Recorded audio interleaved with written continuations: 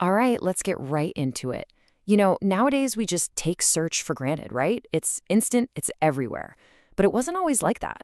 Before this age of universal search, if a company wanted to find anything inside its own data, it had to build its own search engine from scratch. And that simple fact set the stage for one of the biggest technological battles in modern database history. Yeah, just think about that for a second. Every single major company needed its own internal Google for documents, for logs, for websites, you name it. And the fight to become the tool to build that was, well, it was fierce. So this isn't just some technical breakdown. This is a story. It's the story of a war to control the very way we find information. And right at the heart of this war were two major players. And here's the crazy part.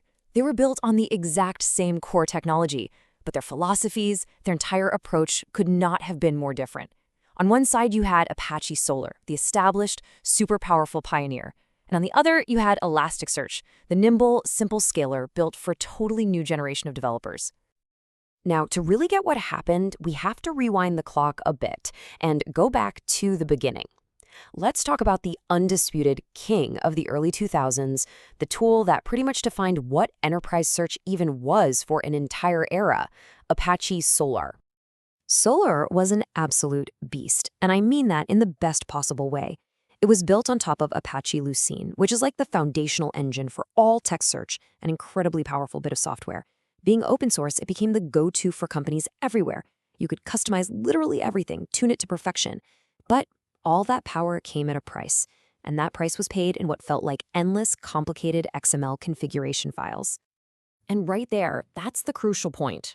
All that power, all that customizability made Solr really complex.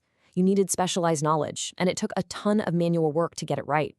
And as the tech world started moving way faster, towards the cloud, towards rapid development, that complexity, well, it created an opening. It was a weakness, just waiting for a challenger to exploit. And so right on cue, in 2010, a challenger appeared. And it was designed from the ground up, not for that old world of enterprise servers sitting in a closet, but for the new world, the world of the cloud, of massive scale, and of developer friendliness. So, Elasticsearch bursts onto the scene, and it immediately addressed every single one of Solr's pain points. Get this, it was also built on Lucene, so it had that same powerful engine at its core. But instead of that complex XML, it used simple, clean JSON APIs that developers already loved. It was built to be distributed and scalable from day one. And crucially, its vision was way broader. It wasn't just for search, it was for search and analytics all rolled into one. And this really brings us to the main battlefield of the search wars. See, it wasn't about which tool had more features on a checklist. No, this was a war for the hearts and minds of developers, the people who actually had to choose and build with these tools every single day. And in an era where speed was becoming everything, that was the only thing that mattered. Just look at this. It tells the whole story. On the left, that's the Solr way. Heavy, verbose, complicated XML for absolutely everything. Now look at the right. That was Elasticsearch's weapon of choice, a simple, clean JSON API. For developers working in that new age of DevOps and Agile, this was a total revelation. It meant faster setup, easier automation, and it was just so much more intuitive. Simplicity was its weapon, and it was devastatingly effective. And you can see the results of that battle playing out right here. For years, Solr was the undisputed champ, no question. But after Elasticsearch launched in 2010, you can see the momentum start to shift.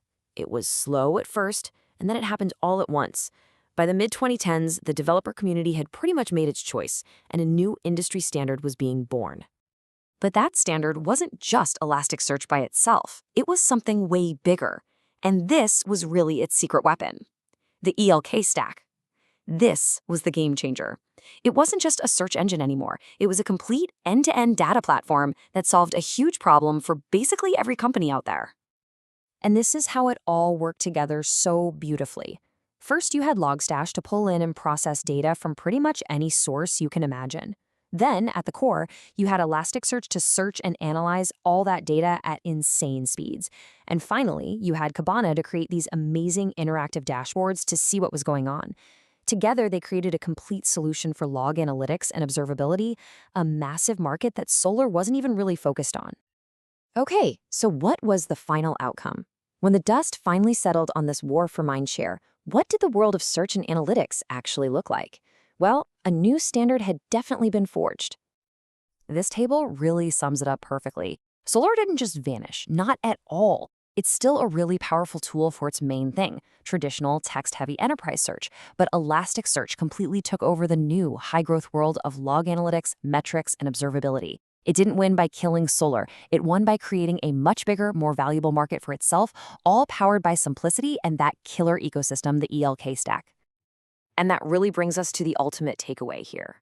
You have to give credit where it's due. Solr was the pioneer. It literally created the whole field of open source enterprise search. But Elasticsearch, by focusing on simplicity, on scalability, and on providing that complete solution, well, that's what captured the future. And the scale of that future is just staggering. We're talking about billions. And that's not some abstract number. Every single day, billions upon billions of logs, metrics, and application traces are flowing through Elasticsearch clusters all around the world. This is an ancient history. This is the invisible, real-time plumbing that's powering the modern internet, helping companies figure out what's happening inside their most critical systems. Which leaves us with a really fascinating question to think about. This story of Solr versus Elasticsearch, it feels like a classic pattern of disruption, doesn't it?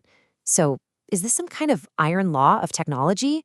In the world of open source, is the powerful, complex pioneer almost always destined to lose out to the next thing that comes along and just makes it all radically simpler?